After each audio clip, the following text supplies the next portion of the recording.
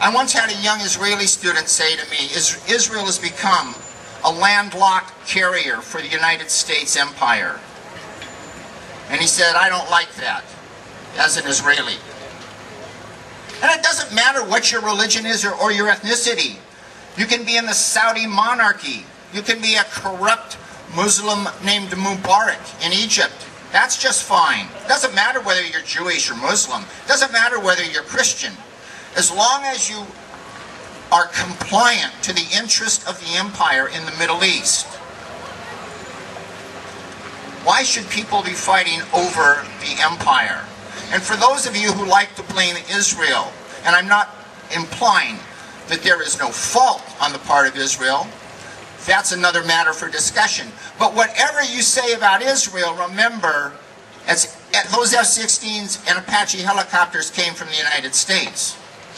And for those of you who wave the Israeli flag and say, I'm for the defense of Israel, the question for you to deal with is Israel truly independent?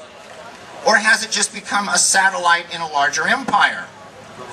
These are the questions that I throw out to my students. Hopefully you've found them of use. I must go teach the class. Thank you for your time.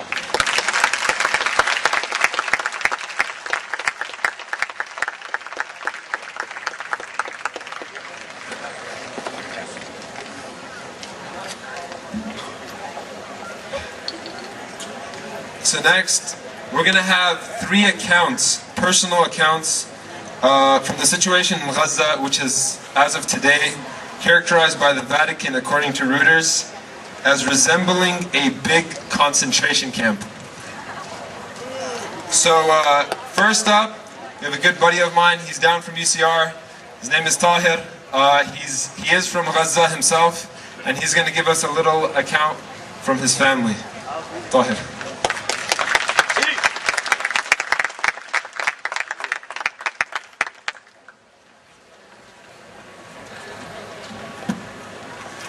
Assalamu alaikum wa rahmatullahi wa barakatuh. I want to begin by thanking you all for being out here, for bringing awareness to the situation in Gaza and the dire humanitarian situation there. My name is Tahir and I am originally from Gaza. My father was born in Gaza, and the whole side of his family lives there. He has 5 aunts and 1 uncle that are currently there in the midst of the bombings. The things that they have seen are things that we can't fathom or begin to imagine.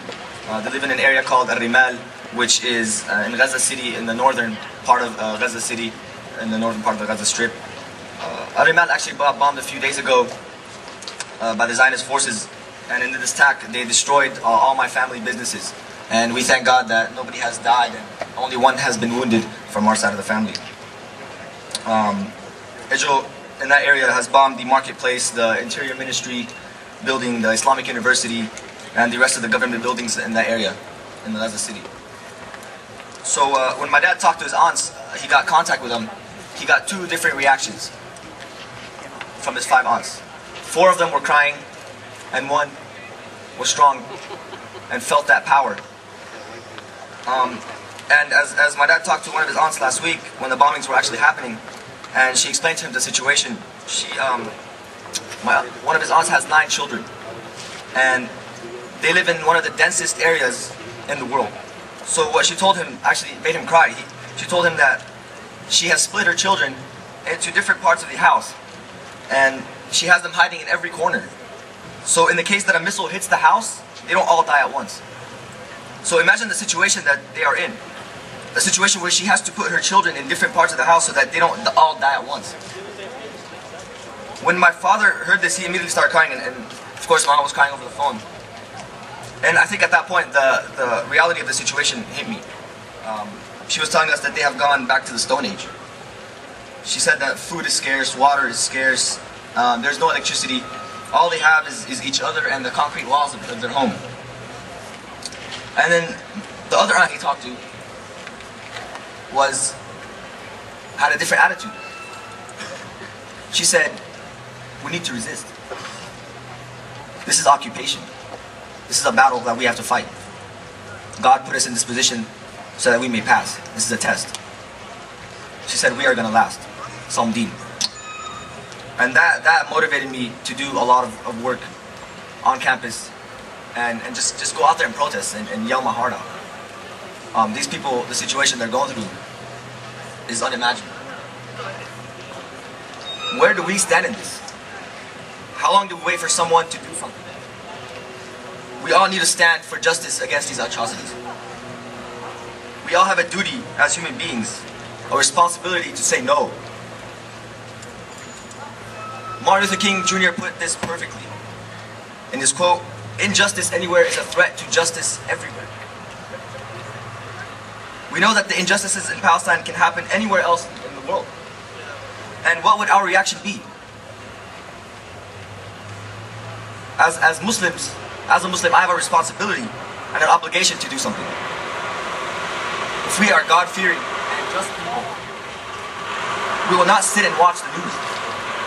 As Muslims, we must love for our brothers what we love for ourselves to attain the high level of spirituality. So we must love for them peace and tranquility. Also, in Islam, the whole of a Muslim for another Muslim is inviolable. His blood, his property, and his honor.